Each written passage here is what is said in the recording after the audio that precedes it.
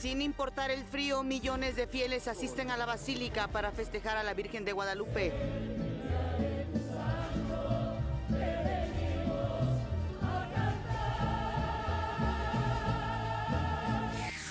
El presidente Enrique Peña Nieto destaca en París la importancia de las reformas estructurales para México. Es imperativo aprovechar el mandato electoral, sobre todo durante las primeras semanas e incluso días de gobierno, para dar un impulso decisivo a la reforma.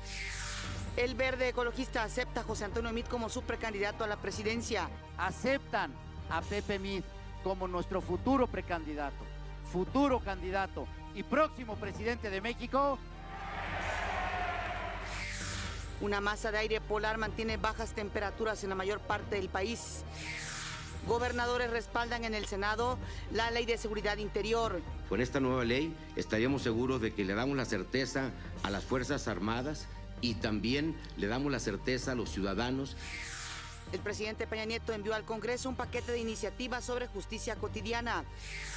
Panamá acepta la extradición del exgobernador Roberto Borge a México. Confirman que la explosión en Manhattan fue un intento de atentado terrorista.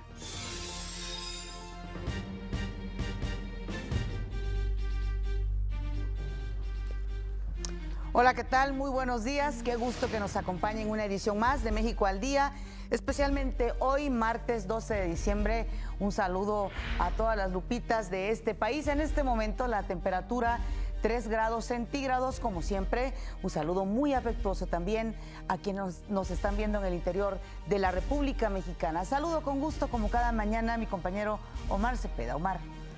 6:32, Pati, muy buenos días, es un gusto saludarte a ti, por supuesto a todos quienes nos ven desde sus hogares. Para muchos es un día festivo, día de puente, día de descanso y bueno, pues les deseo que lo disfruten como se lo merecen. Saludo con mucho gusto a Griselda Yebra, quien se encuentra en la lengua de señas mexicana, nos permite comunicarnos también con ustedes. Acompáñenos, este es su informativo, le tenemos la noticia al día. Así es, el presidente Enrique Peña Nieto está en París, donde realiza una visita de trabajo y estuvo en la Organización para la Cooperación y el Desarrollo Económicos, la OCDE. Al impartir la conferencia magistral Instrumentación de las Reformas Estructurales de México, dentro de los trabajos de la Organización para la Cooperación y Desarrollo Económicos, la OCDE, en París, Francia, el presidente Enrique Peña Nieto presentó 10 lecciones que dejaron la implementación de las reformas estructurales. La primera, mientras más pronto, mejor. Es imperativo aprovechar el mandato electoral, sobre todo durante las primeras semanas e incluso días de gobierno, para dar un impulso decisivo a las reformas. La segunda, más es mejor, donde se refirió al número de reformas presentadas y que en su momento suscitó críticas, lo que calificó como un debate ocioso. La tercera, mantén a los beneficiados de los cambios cerca y muy activos. En este punto, el presidente se refirió a la reforma educativa y sobre todo los beneficios que ha traído a los maestros. Las reformas van calando y la sociedad las va haciendo suyas cuando va identificando los beneficios. 4. Ten a un equipo calificado de tu lado. 5. En caso de duda, actúa. Pero entendiendo que el límite de las negociaciones llega cuando no se avanza y se vuelve impostergable la toma de decisiones, aún sin haber logrado el mayor o amplio consenso. 6. Comunicar más nunca es demasiado. 7. La última palabra la tendrán los tribunales. 8. El orden de los factores puede alterar el producto. Aquí el presidente explicó que por ello se empezó con la reforma educativa, que era la que tenía más consenso, y reconoció que en el camino de las reformas se fueron perdiendo aliados. 9. El cambio es su propia recompensa. El riesgo para el gobierno radica en estancarse en los logros pasados. Y 10. Para ganar hay que arriesgar. Quien no esté dispuesto a asumir los riesgos y enfrentar las consecuencias no debe emprender un programa de reformas. La presentación del presidente Peña Nieto estuvo moderada por el director general de la OCDE, Miguel Ángel Gurría, quien refrendó el apoyo del organismo para consolidar las reformas. First, implementation and continuity in the reforms that are already in the books. Primero, la implementación y la continuidad de las reformas que ya iniciaron. Y segundo, Your legacy. It is important not to backtrack there. So Hay que seguir con su legado y no hay que retroceder, porque hay muchos que quieren aprovechar la transición para retroceder. Para México al Día, Gustavo Castillo. Y la agenda del presidente Enrique Peña Nieto para este martes de su gira por Francia es la siguiente. Participa en la sesión plenaria de la cumbre One Planet en el panel Las herramientas económicas para sostener la perspectiva a largo plazo de la neutralidad en carbono.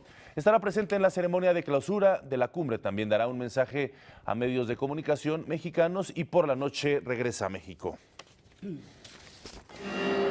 El Partido Verde aceptó a José Antonio Meade como su precandidato a la presidencia de México. Y el Verde viene a ratificarlo. Y es por ello que yo le quiero preguntar aquí a la familia del Verde, a nuestra asamblea, ¿aceptan a Pepe Meade como nuestro futuro precandidato, futuro candidato y próximo presidente de México? Meade se comprometió a impulsar la plataforma política del Verde para el 2018. La decisión histórica dijo que México está preparado para ser una potencia. No podemos permitir que las propuestas irresponsables, la fractura y la división tengan que ser pagadas por las próximas generaciones. Está en nuestras manos inspirar confianza en la ciudadanía y convencerlos de que nuestra propuesta es la mejor opción para su futuro. México está preparado para ser una potencia.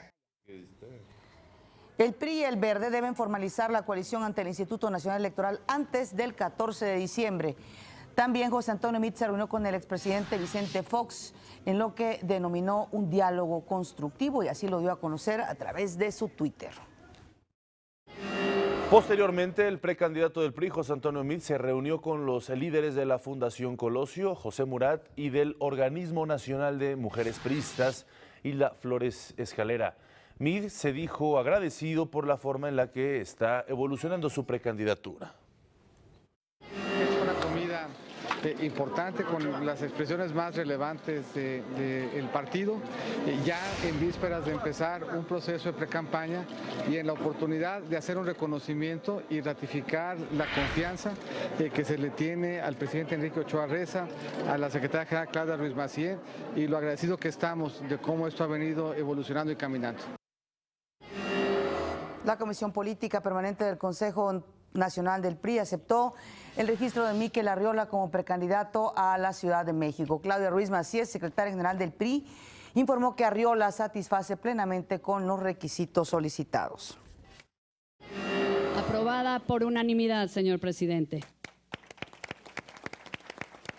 Como trámite se notifica el presente acuerdo a la Comisión Nacional de Procesos Internos para los fines a los que haya lugar.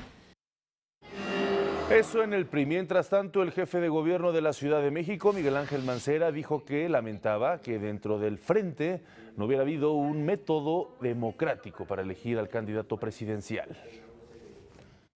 Respeto lo decidido por el PRD, porque le debo lealtad, aunque lamento profundamente que no se haya dado un método o un procedimiento para competir abierta y democráticamente, pues como lo dije, me mantuve listo y atento al llamado precisamente para eso, para competir.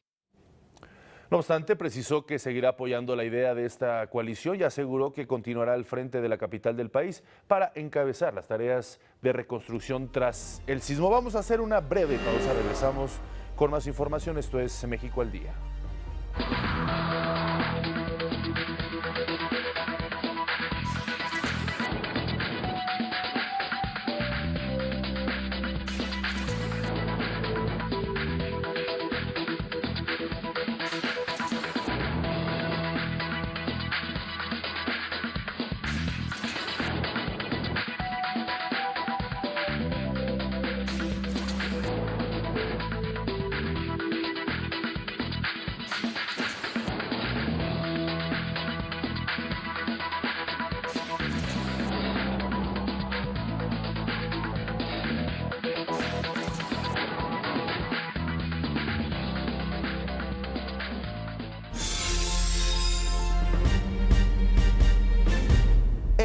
dirigente nacional de Morena, Andrés Manuel López Obrador, dijo que los precandidatos Ricardo Anaya y José Antonio Meade no conocen ni 10% de los municipios del país.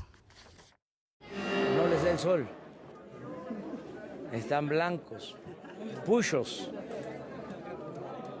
y se la pasan todo el tiempo en la Ciudad de México. Piensan que solo con los medios de información van a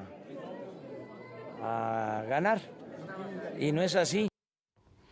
Bueno, dijo que la diferencia con las otras campañas es que ahora hay más ciudadanos conscientes en favor de un cambio verdadero, por lo cual dijo, confían en que eso va a ser suficiente, dice él.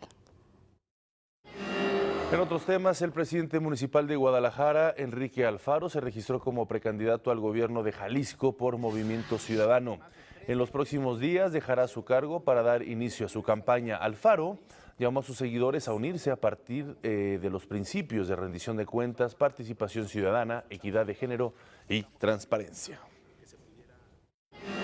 El presidente Enrique Peña Nieto envió al Congreso un paquete de iniciativas sobre justicia cotidiana. Propone, entre otras cosas, expedir leyes generales en materia de mejora regulatoria, justicia cívica itinerante y también mecanismos alternativos de solución de conflictos. Se busca que los trámites de los 3 órdenes de gobierno sean más expeditos y se puedan consultar en línea los requisitos para realizar a la vez un trámite. Otro objetivo es resolver de manera inmediata, ágil y sin formalismos excesivos los conflictos que se presentan de forma cotidiana sin necesidad de acudir ante un tribunal.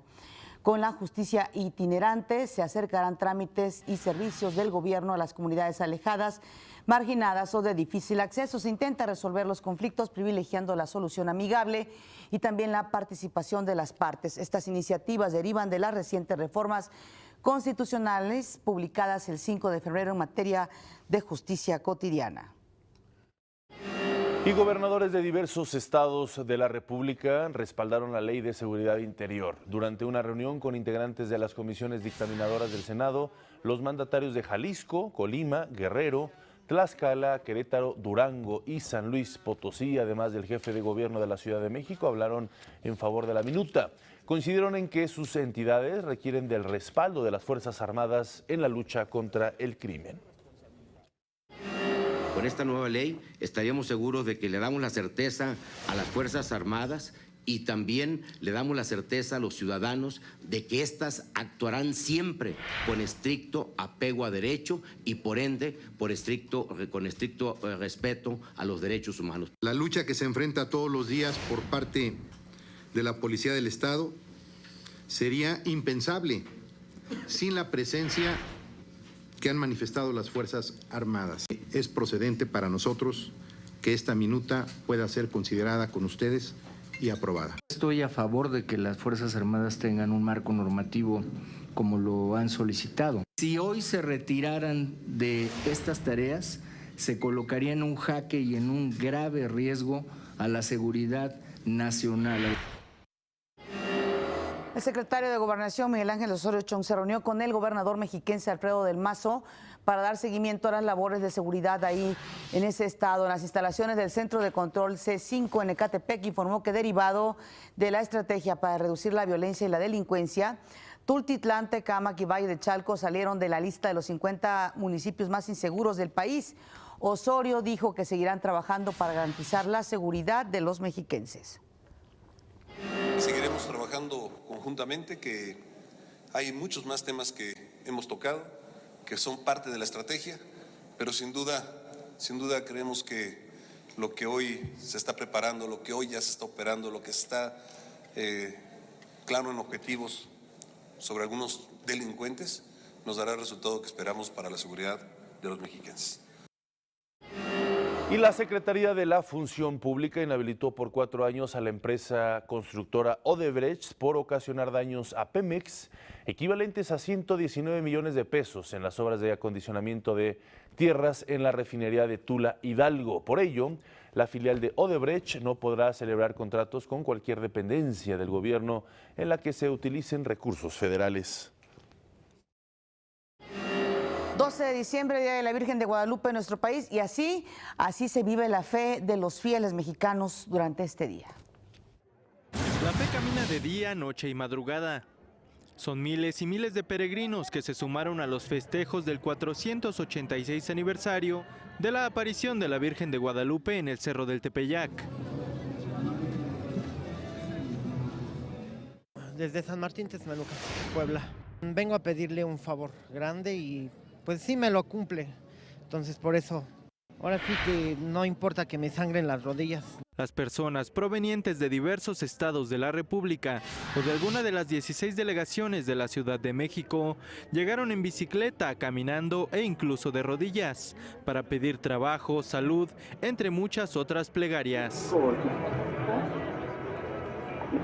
Rosendo llegó a la Basílica desde Santiago Xalitzintla, Puebla. Caminó durante 2 días y medio. Cansado, sí, por el volcán de bajarlo. Sí, pero gracias a Dios ya estamos acá, viniendo a ver a la Virgen. Duelen los pies, pero pues ya estamos aquí, nuestra fe es lo más grande. Como él, muchos. De acuerdo con Protección Civil y el gobierno capitalino, se espera que hasta este miércoles lleguen más de 7 millones de peregrinos. La vida, el agua que nos da, es lo que le pedimos a dar gracias a la Virgen Santísima de Guadalupe. Pues de que siempre nos cuide y pues, de que siempre nos dé las bendiciones. La verdad yo le doy las gracias porque pues, he tenido varios problemas, pero pues, sí, igual me ha sacado adelante y se lo he pedido de corazón y sí. En los alrededores, personal de la Cruz Roja Mexicana atiende los percances que se presenten. Lo que más pasa es gente desmayada, que se les baja o que se les sube el azúcar, heridas en las extremidades como rodillas, pies, principalmente eso. Asimismo, más de 3,000 elementos de la Policía Capitalina y Federal resguardan la seguridad e integridad de los visitantes. Para México al Día, Antonio López. Y el gobierno de la Ciudad de México informó que 5.300.000 peregrinos llegaron a la Basílica para celebrar a la Virgen de Guadalupe. Además, se atendió a 1.810 personas por agotamiento que no requirieron de hospitalización. También fueron repartidos 192.000 litros de agua potable a los visitantes y así fue como varios artistas entonaron las mañanitas a medianoche en el interior del recinto religioso. Morenita, yo te estoy queriendo tanto, en mi pecho te quedaste para siempre, a postrarme ante tu altar. Soy tu pueblo mexicano, es el día de tu santo, te venimos a cantar. Vamos a hacer una pausa, regresamos con más información.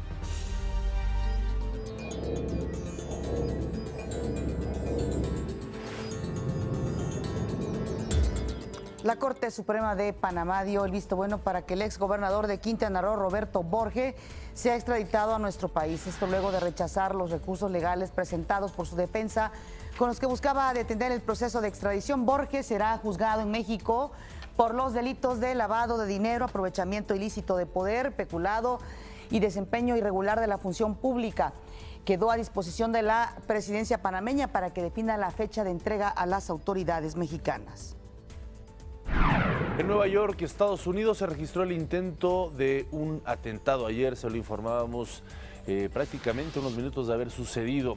En esta ocasión, en una estación de autobuses cercana a Times Square, uno de los puntos más transitados de Manhattan, un hombre hizo estallar un artefacto de manufactura casera, pero afortunadamente, o por fortuna, no se detonó como se esperaba, o al menos este terrorista esperaba. Al menos 4 personas resultaron con heridas leves, incluido el propio atacante originario de Bangladesh y que ya fue detenido, por supuesto, por las autoridades.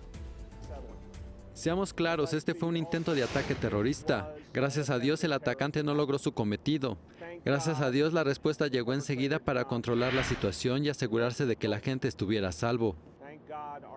Después de esto, el presidente Trump insistió en que Estados Unidos debe reformar su permisivo sistema migratorio, el cual dice permite a gente demasiado peligrosa e inadecuada entrar a los Estados Unidos. Dijo que el atacante de Manhattan ingresó a ese país gracias a un permiso de reunificación familiar, sistema al que el presidente insiste en ya ponerle fin. También pidió al Congreso un aumento del número de elementos de inmigración aduanas para mejorar la capacidad de los funcionarios para detener, encarcelar y ponerle fin al fraude y al abuso en su sistema migratorio. Ahí mismo, en los Estados Unidos, una juez federal del Distrito de Columbia rechazó la medida impuesta por el presidente Donald Trump que prohibía a las personas transexuales poder alistarse en las Fuerzas Armadas. Esto tras resolver la denuncia de un grupo de soldados transgénero, quienes calificaron a la propuesta de anticonstitucional. En California, los incendios forestales siguen expandiéndose. El que se registra en los condados de Ventura y Santa Bárbara ha dejado a su paso 93,000 hectáreas calcinadas, superficie más grande que la de Nueva York, por lo que ya es calificado como el quinto mayor incendio en toda la historia de California. De acuerdo con las autoridades, cerca de 9,000 bomberos continúan trabajando para controlar estos 5 incendios que aún están activos al sur de California. El presidente Trump formalizó una directiva oficial que marca como objetivo de la NASA el establecimiento de una base en la Luna como paso previo a la primera misión tripulada hacia Marte. Anunció que la directiva firmada reenfocará el programa espacial de Estados Unidos en la exploración humana y el descubrimiento. El presidente de Rusia, Vladimir Putin, realizó una visita sorpresa a Siria, donde se reunió con el presidente sirio Bashar al-Assad. Anunció que una parte de la milicia rusa con misión en ese país va a ser retirada. Los militares tenían la tarea de luchar contra los grupos de milicianos aquí en Siria. La tarea, que se suponía que se resolvería usando la fuerza militar a gran escala, se logró, en general. Fue lograda brillantemente. Un fuerte espaldarazo a Bashar al-Assad, que no hace muchos meses estaba a punto de dejar el poder de este país allá en Medio Oriente. En otros temas también de la región, el primer ministro de Israel, Benjamín Netanyahu, está de visita en Francia. Ahí, el mandatario galo, Emmanuel Macron, reiteró su rechazo a la decisión de Estados Unidos de reconocer a Jerusalén como capital de Israel. Le expliqué al primer ministro Netanyahu mi desaprobación a la declaración del presidente de Estados Unidos, que Francia considera contraria al derecho internacional y peligrosa para la paz. Peligrosa para la paz porque no parece servir en el corto plazo a la causa de la seguridad de Israel y los israelíes mismos. Interesantes palabras del mandatario galo, que hace equilibrio sin duda a la postura estadounidense. Por su parte, el premier israelí respondió al mandatario francés. Esto fue lo que le dijo. París es la capital de Francia. Jerusalén es la capital de Israel. Ha sido la capital de Israel durante 3.000 años. Ha sido la capital del Estado judío durante 70 años. Respetamos su historia y sus elecciones, y sabemos que, como amigos, usted respeta la nuestra. La oposición de Venezuela denunció que las elecciones realizadas el domingo, en las que el chavismo obtuvo la victoria en 300 de las 335 alcaldías, no fueron creíbles, por decir lo menos. Dijo que la falta de inclusión, transparencia e igualdad de condiciones hizo que estos comicios fueran fraudulentos. Al menos una persona murió y 18 más resultaron heridas por una explosión ocurrida en la terminal de gas de Weingarten, en el este de Austria. La detonación se produjo en una tubería de gas subterránea y provocó un incendio de 6 edificios. Elementos de emergencia arribaron al lugar para controlar la explosión, de la cual aún se desconocen sus causas. La primera ministra británica Theresa May asistió al Parlamento para abordar el acuerdo alcanzado con Bruselas y estimó que demuestra que es posible una salida ordenada de la Unión Europea. Dijo que Reino Unido saldrá de la eurozona, pero de una forma armónica y organizada, garantizando una relación nueva. Dijo que hubo concesiones de ambos lados que permitirán que Londres y Bruselas pasen a la segunda fase de negociaciones de divorcio, la de una futura relación comercial. Ámsterdam, Roma, Barcelona y Venecia buscan opciones para combatir el exceso de turismo al que se enfrentan y que les genera conflictos de movilidad. Entre las medidas están suspender la construcción de nuevos hoteles, mover la terminal de cruceros lejos del centro de la ciudad, prohibir tiendas solo para turistas y también las bicicletas cerveceras. Vamos a nuestro primer resumen.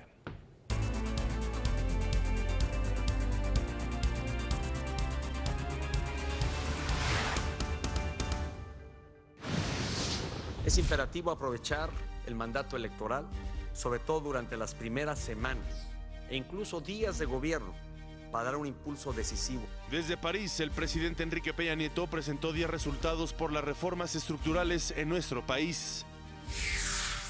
Hoy participa en la sesión plenaria de la cumbre One Planet sobre cambio climático. Millones de fieles asisten a la Basílica para festejar a la Virgen de Guadalupe. El Partido Verde acepta a José Antonio Meade como su precandidato presidencial. El secretario de Gobernación, Miguel Ángel Osorio Chong, y el gobernador del Estado de México, Alfredo del Mazo, dieron seguimiento a las labores de seguridad en el estado. En noticias internacionales, una explosión en una planta de gas de Austria deja una persona muerta y al menos 18 heridos. Más adelante, el cineasta mexicano Guillermo del Toro encabeza las nominaciones de los Globos de Oro. Y en los deportes, Pachuca se juega hoy su pase a la final del Mundial de Clubes contra el Gremio de Brasil. Nos vamos a comunicar con el ingeniero Jorge Edson, director de Administración de Emergencias de la Dirección General de Protección Civil de la Secretaría de Gobernación. Ingeniero, muy buenos días. Muy buenos días, Pati. Dime, estamos a tus órdenes. Ingeniero, pues mucho frío en gran parte del país. ¿Hasta cuándo? Así es. Pues mira, te comento que pues el día de hoy ingresará un nuevo sistema frontal, el número 15. Estamos en plena temporada invernal, y pues esto obviamente causa bajas temperaturas. Este sistema pues estará ingresando en el noreste de México, y su masa de aire frío pues obviamente va a invadir progresivamente lo que es la parte norte, noreste, oriente y centro del país, y esto pues obviamente provocará valores bajos de temperatura, sobre todo en las mañanas y por las noches, y en las zonas donde regularmente se presenta estos fríos es en el norte del país y en las zonas montañosas. Esto estará presentándose este sistema hasta el día de mañana más o menos. Obviamente siempre es importante reconocer o recomendar más bien qué hacer a los sectores más vulnerables, principalmente los niños, los adultos mayores. Ingeniero, en este sentido, ¿cuáles son estas medidas precautorias? Pues sí, mira, te comento que desde luego la autoridad, en específico la Secretaría de Salud, ha aplicado más de 20 millones de vacunas con el objetivo de prevenir el virus de la influenza que regularmente se dispara en estas épocas.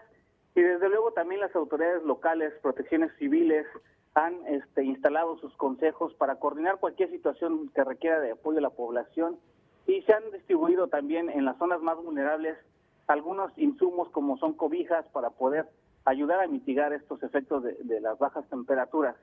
Desde luego la población pues es responsable también de generar sus acciones de autocuidado. En ese mismo sentido, pues, lo más importante es que en estas bajas temperaturas no se utilicen anafres, braseros en lugares cerrados. Si van a tener que utilizarlos, pues tratar de generar una corriente de aire que nos ayude a evitar que se generen intoxicaciones por monóxido de carbono. Esto es sumamente importante porque en esta temporada se presentan regularmente algunos decesos por estas cuestiones, ¿no?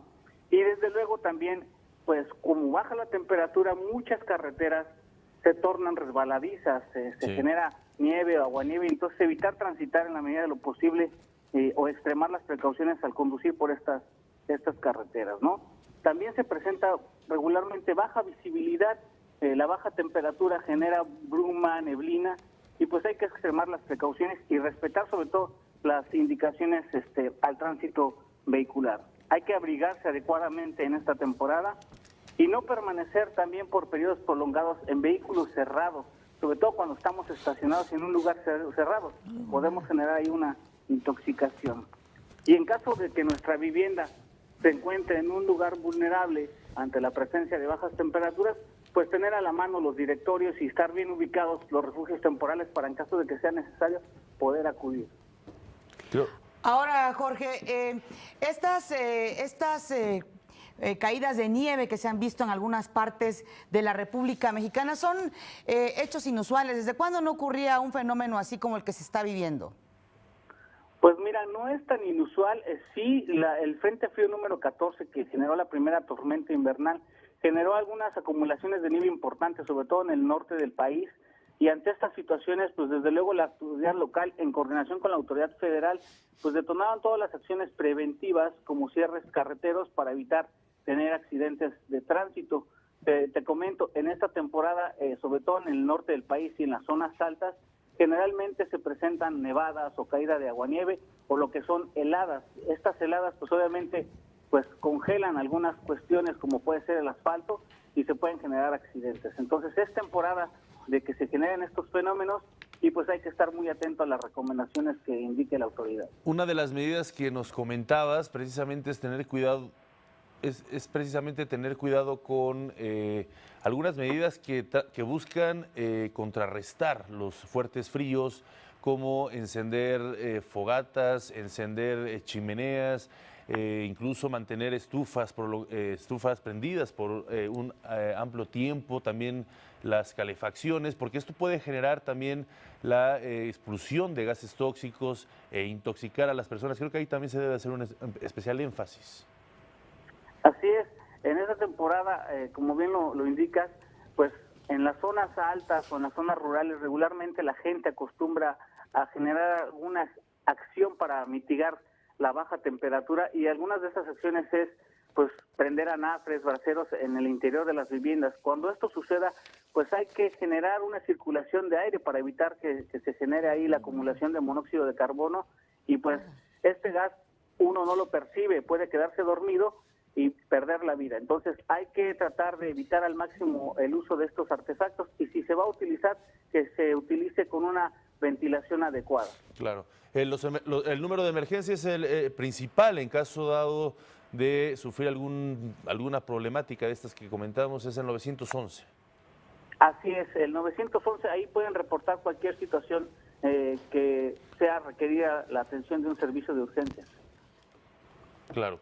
Bueno, Jorge Edson Vargas, te agradecemos mucho que hayas estado con nosotros en México al Día, y pues prevenir precisamente ante estas llegadas de frentes fríos muy intensos que están viviendo en estos momentos en nuestro país, disfrutar las fiestas decembrinas, pero también, por supuesto, tener mucho cuidado. Gracias por estar con nosotros, muy buenos días. Les agradezco muchísimo la atención y estamos a sus órdenes. Gracias, gracias. Y bueno, pues vamos a las breves del país.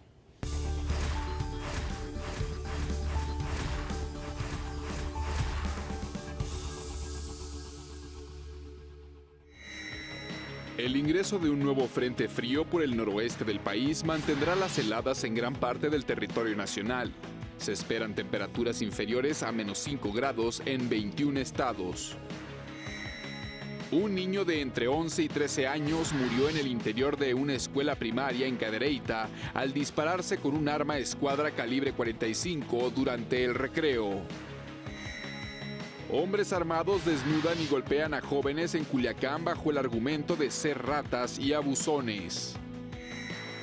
El exalcalde de Zimapán, Hidalgo, José María Lozano, acusó la prevalencia de la contaminación de arsénico en el municipio donde, según dice, los ciudadanos están siendo envenenados. Vamos a hacer una breve pausa y regresamos con Paco Abundis y Parametría, quien nos tiene una interesante encuesta. ¿Cómo van las cosas en la Ciudad de México?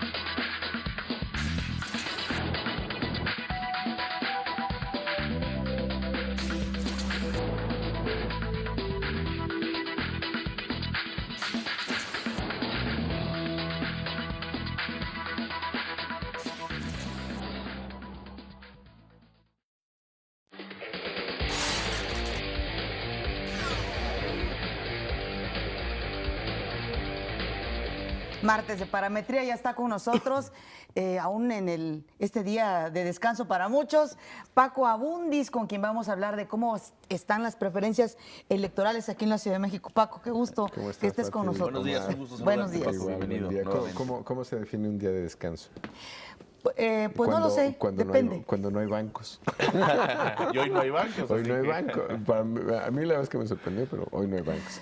Es que ¿sabes qué es el día? Creo que hoy celebran su día los trabajadores de los bancos, no tanto por el Día de la Virgen de Guadalupe. ¿Ah, sí? Sí, hoy es su día. En términos de nuestras convicciones religiosas, somos más guadalupanos que católicos. Así es. Hay 80% del país se dice guadalupano. más de 90 se dice, perdón, 80% se dice católico, más de 90 se dice guadalupano. Así es, y mucha gente dice, no creo en Dios, pero sí en la Virgen de Guadalupe, ¿no? Exactamente, es decir, Otra expresión. habría un grupo de cristianos que hacen una excepción porque los cristianos o evangélicos, digamos, por un tema de respeto a la imagen, ¿no?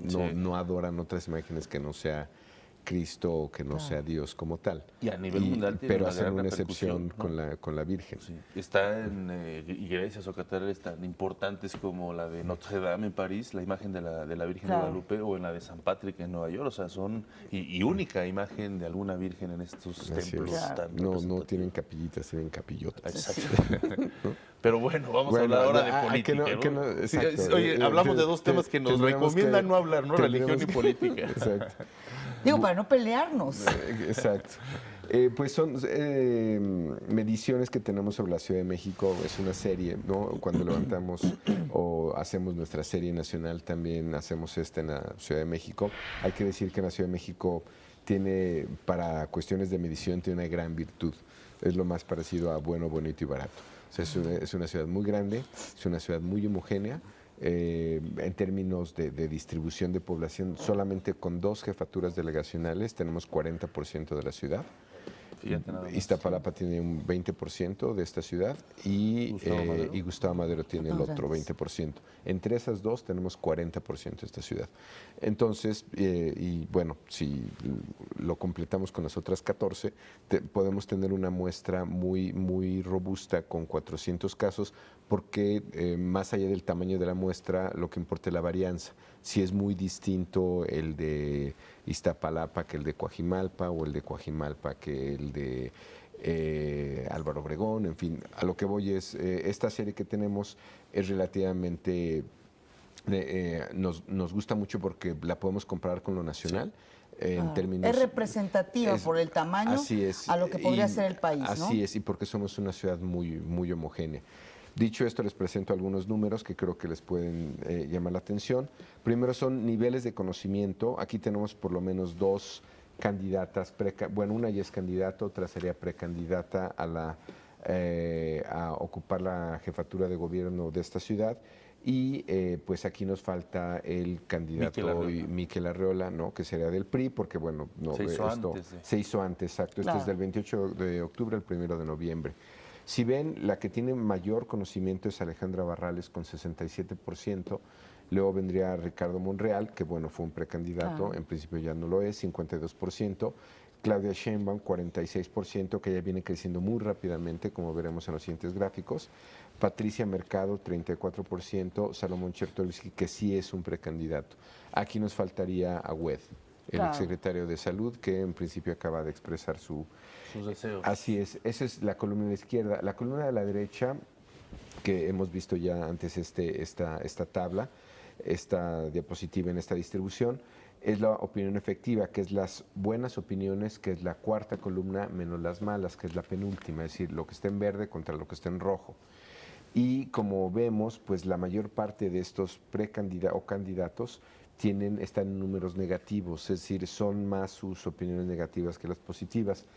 Esto creo que no lo podemos... Paco, es decir, son conocidos, pero por, digamos, puntos negativos. Así es decir, la columna de los verdes, el muy buena y buena, y la suma que nos da esa contra la muy mala y muy mala.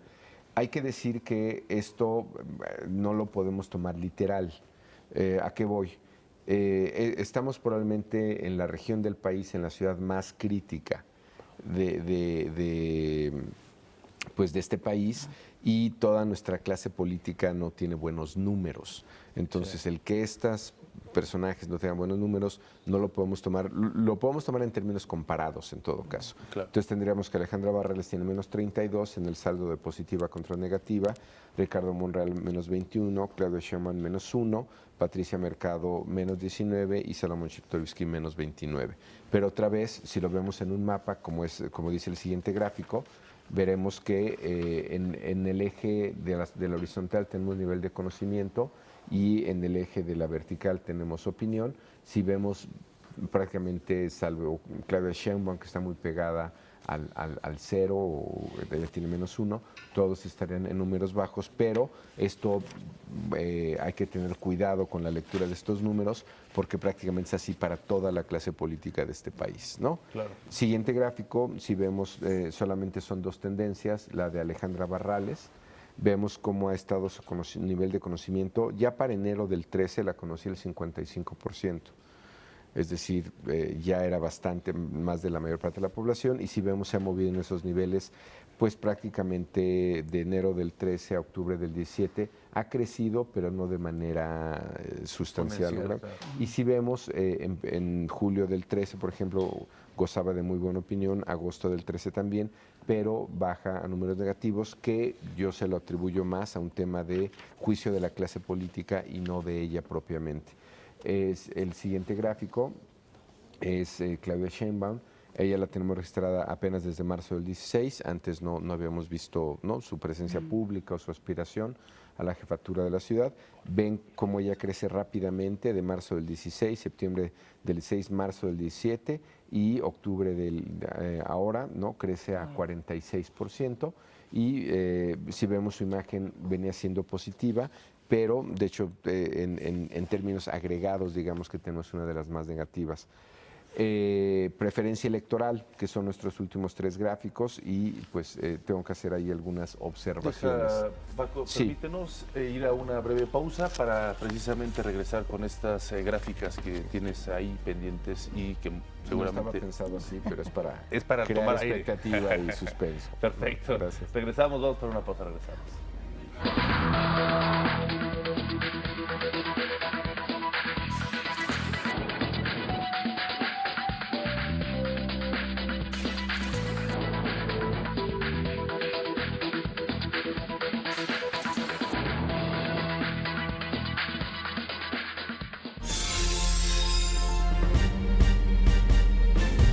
Analizábamos precisamente esta encuesta de cómo van los precandidatos aquí en la Ciudad de México. Paco, continúa, Así por es. favor.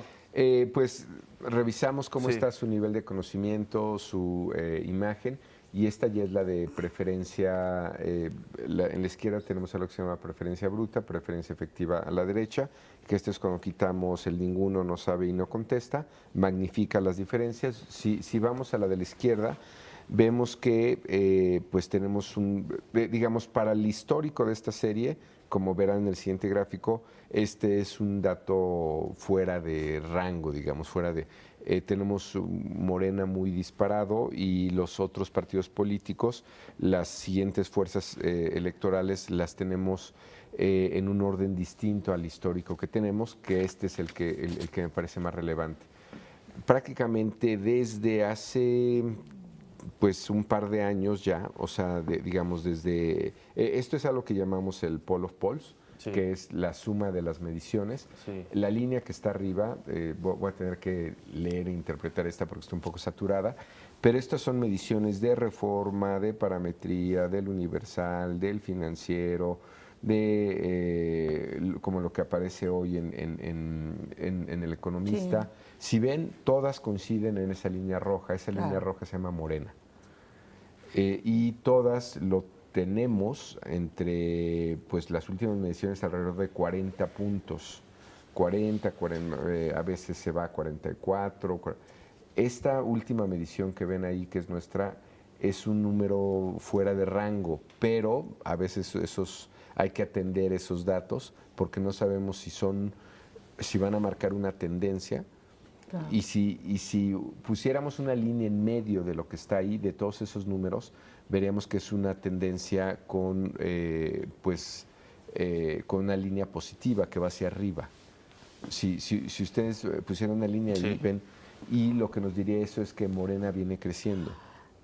Paco, pero también hay que tomar en cuenta que, bueno, que por ejemplo en el caso de López Obrador, pues tiene muchos años prácticamente en campaña, ha habido apenas los destapes de los otros candidatos, es decir, estamos todavía muy en etapas tempranas para tener una tendencia mucho más fuerte, ¿no? Y esto es por partido, Pati, claro. O sea, además hay que poner ya los candidatos y hacer los careos, y que lo decíamos respecto a lo nacional. En lo nacional, si ustedes ven, comparan las 3 principales fuerzas electorales, que en esto ya convendría ver el siguiente gráfico, si ven ya como alianzas, cambian un poco los pesos y las fuerzas.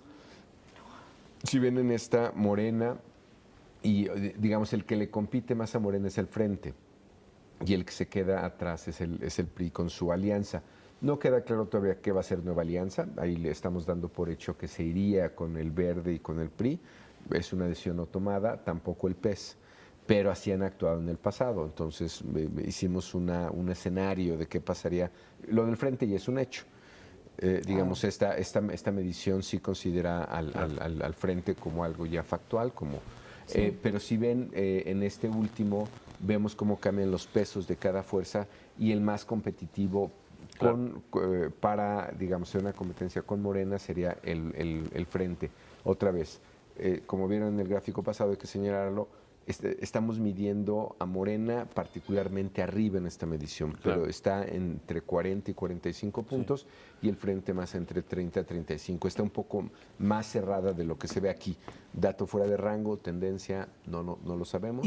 Y aún a esta encuesta o estas mediciones que tú nos traes, falta ya considerar algo que acaba de suceder apenas hace unos días, que es la prácticamente ya decisión del PRI de postular a Miquel Arriola. Exactamente. Y pues también, ¿qué pasa si ya no se mide a Monreal, que prácticamente ya no está en juego? Claro. Otros factores como Agüed. Y bueno, pues obviamente ver cómo eso impacta directamente en estas... Sí, en términos de mediciones nos ayuda a tener ya menos candidatos, ¿no? Ya tenemos que hacer menos careos de quién es más competitivo tanto en la presidencia como en la ciudad. El mismo público tiene ya mayores elementos para decidir, porque ya ve la fuerza política con su correspondiente candidato, y lo mismo que va a pasar en la presidencial va a pasar en la Ciudad de México. Vamos a dejar de pensar teóricamente y vamos a tener ya candidatos y partidos que, como verán, esto es una entrega incompleta porque tenemos ya tenemos un candidato del PRI o del PRI y su alianza, con el Verde por lo menos ahora, que ya lo tendríamos que estar midiendo y comparando con esto. ¿Cuándo consideras que tendrías ya estos nuevos resultados, esta nueva encuesta, ya con un rompecabezas más armado? Yo creo que este fin de semana es el último para medir, el último fin de semana donde la gente tiene niveles de atención en estos temas. Yo creo que ¿no? el resto, después, vacaciones el resto generales. del mes se van por el Guadalupe Reyes, por supuesto. Sanas, pero yo creo que lo tendremos hasta enero. Hasta enero. Pues sí, ya más asentado todo, ¿no? Así es. Más visualizado todo. Así es. Bueno, pues muchísimas gracias, Paco, por esta interesante encuesta, como siempre, ver cómo van las cosas. Falta mucho, ¿no? Decíamos que falta mucho por ver, por observar, por analizar y, por supuesto, la ciudadanía tomará sus decisiones. Gracias, Paco, como siempre, por estar con nosotros. Gracias. Bueno, vamos ahora al resumen.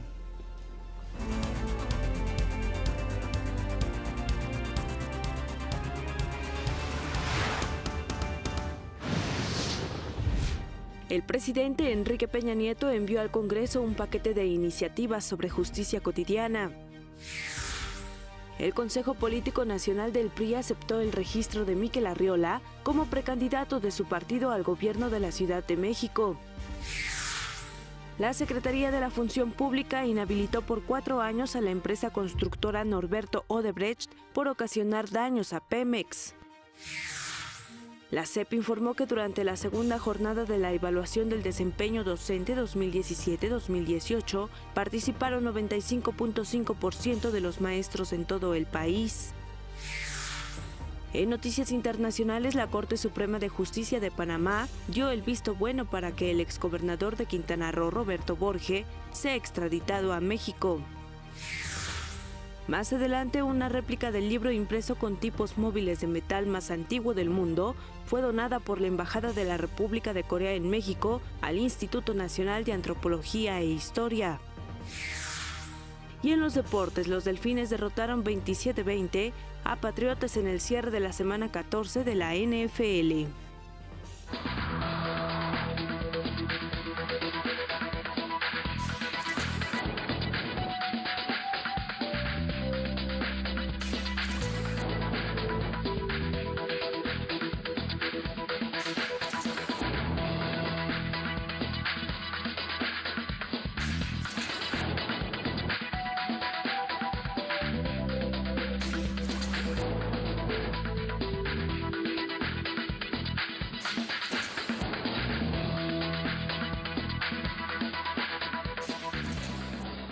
la Secretaría de Educación Pública informó que durante la segunda jornada de evaluación del desempeño docente 2017-2018 participó 95.5% de los maestros en todo el país. Durante la aplicación que se hizo los días 9 y 10 de diciembre asistieron más de 34,000 profesores de 28 estados. La SEP felicitó a los maestros que acudieron e hizo un amplio reconocimiento por su decidido compromiso con su desarrollo profesional. Y expertos en educación, académicos e investigadores se dan cita en Monterrey para abordar las tecnologías en la enseñanza y la innovación académica.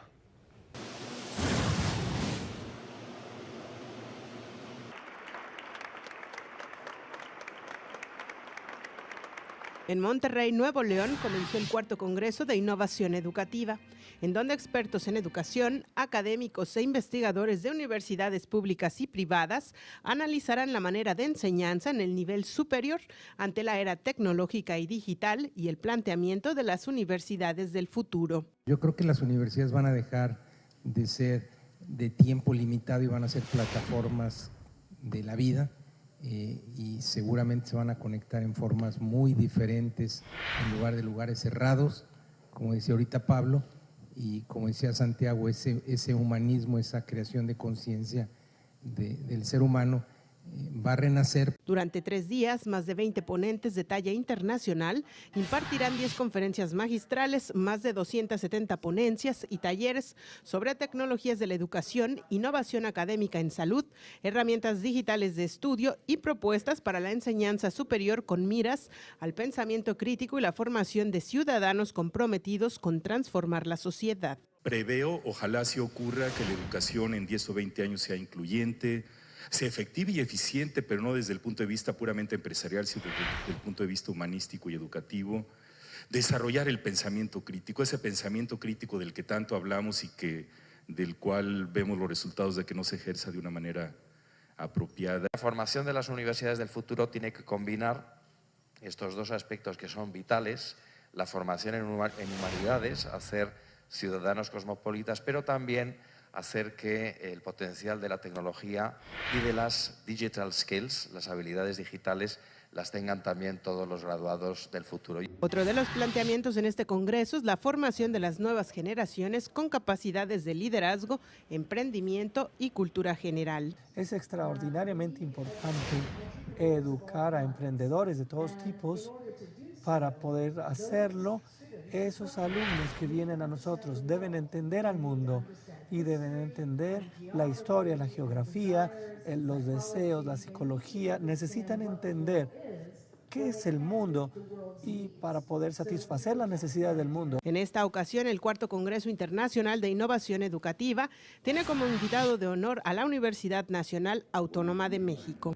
Desde Monterrey, Nuevo León, para México al Día, Jacqueline López Zárate. Gracias, Jacqueline. Vamos a hacer una pausa. Regresamos. Esto es México al Día.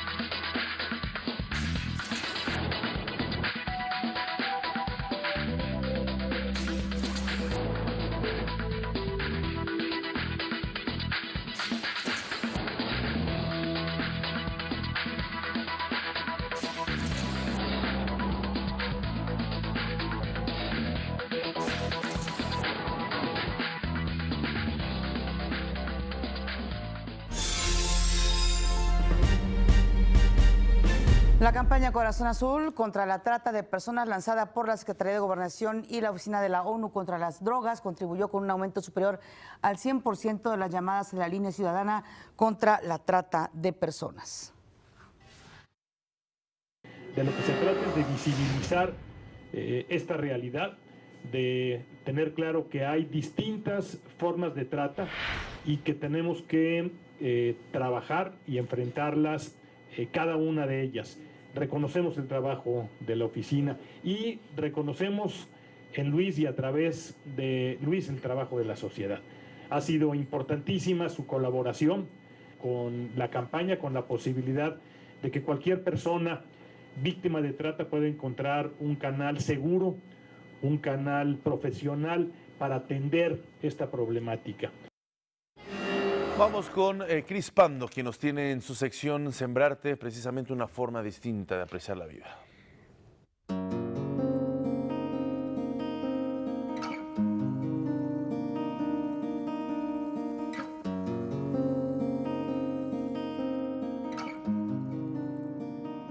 Lo que trabajamos cada año en estas fechas y lo que realmente significa el 24 de diciembre es el amor. Celebrar el nacimiento de Jesús se refiere a recibir la energía de celebrar la vida, recordar, sanar y llenar de amor nuestros corazones. Amor hacia nosotros mismos, hacia otras personas, hacia el planeta, hacia la tierra, hacia todo lo que habita en él. Cuando hablamos de amor, nos referimos a compartir, respetar, valorar, apreciar, aceptar, comprender y ponernos en el lugar del otro. Amar sin condiciones y en libertad. Perdonar porque cada uno hace lo mejor que puede, según la carga de dolor y sabiduría que ha dado su historia de vida. Y con amor viene la esperanza, para volver a comenzar. La fe para saber que sí se puede, que sí lo vamos a lograr.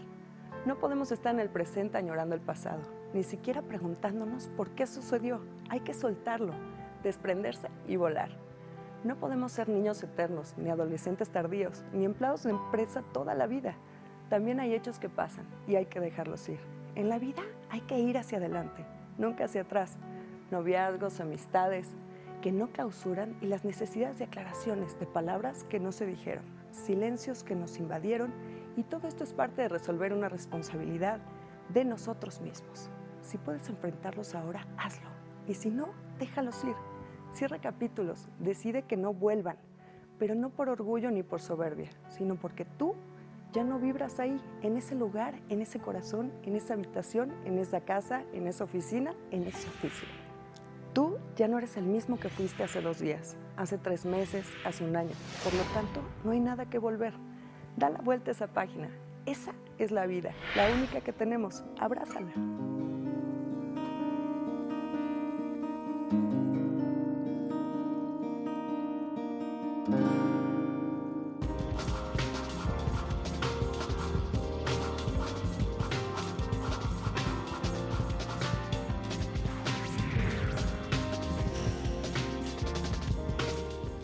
El Zacatecano Museo de Guadalupe celebra su centenario con una muestra en las rejas de Chapultepec. En el Paseo de la Reforma de la Ciudad de México se exhiben reproducciones en gran formato de las obras de la pinacoteca más importante del norte de nuestro país, el Museo de Guadalupe. Una de las avenidas más emblemáticas que ofrece esta ciudad, que Zacatecas salga más allá, como le decía yo, de su frontera territorial y esté presente en esta avenida este mes de diciembre y parte del mes de enero, pues nos hace sentir profundamente orgullosos de que nuestro patrimonio nos sorprende tanto a propios como extraños. El recinto zacatecano cuenta con uno de los acervos más relevantes del arte barroco mexicano. En sus salas se exhiben pinturas de grandes maestros como Antonio Torres, Miguel Cabrera, Gabriel José Ovalle y Juan de Sáenz. Tuvimos el privilegio de que estuviera en el Metropolitan en Nueva York, como Cristóbal del Villalpando, un pintor del barroco mexicano, la cual contó con 2 obras de la Pinacoteca de Guadalupe. También nuestra Virgen del Patrocinio de Juan Correa hace un par de años estuvo en el Museo del Prado, en los Palacios Reales. La sede del museo es el antiguo Colegio Apostólico de Propaganda Fide de Nuestra Señora de Guadalupe, fundado en 1707 por el religioso valenciano Fray Antonio Margil de Jesús. Tanto la colección de pinturas como el emblemático edificio se encuentran en óptimo estado de conservación, tras una restauración integral. Para sentirnos orgullosos de que es patrimonio de los mexicanos, que es de nosotros, que tenemos que cuidarlo, conservarlo, pero sobre todo este centenario nos permite llegar más allá de los muros del convento. La exhibición, que conmemora los 100 años del Museo de Guadalupe, permanecerá abierta hasta el 14 de enero próximo en la Ciudad de México. Para México al Día, Rufino Enríquez González. En el Palacio de Bellas Artes se realizó la gala del Premio Nacional de Danza Guillermo Arriaga 2017 a fin de difundir el talento de los jóvenes coreógrafos mexicanos. El programa incluye La pieza ganadora del certamen El Espectador, creada por Ericel Cruz González, así como las obras Estepa de Miguel Pérez García e Isabel Aguerrevere y La Matriz de Erika Méndez. Esta es la segunda ocasión en que este recinto de mármol abre sus puertas a las más innovadoras propuestas coreográficas en el género contemporáneo de nuestro país.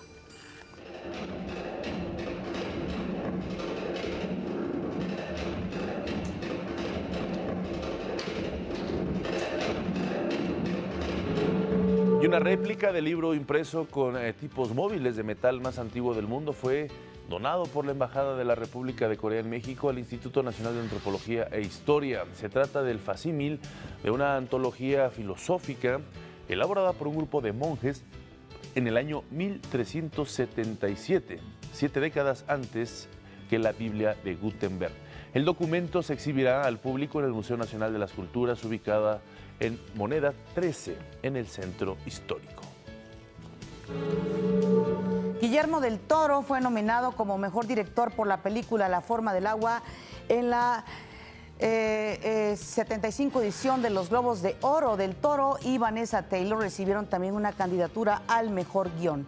En total, esta película de Del Toro obtuvo 7 nominaciones a los premios de la Asociación de la Prensa Extranjera de Hollywood. Por su parte, Coco, la cinta de estudios Pixar sobre el tradicional Día de Muertos mexicano, recibió una nominación como mejor película animada. Nosotros vamos a hacer una pausa. Le recuerdo que está usted viendo México al Día.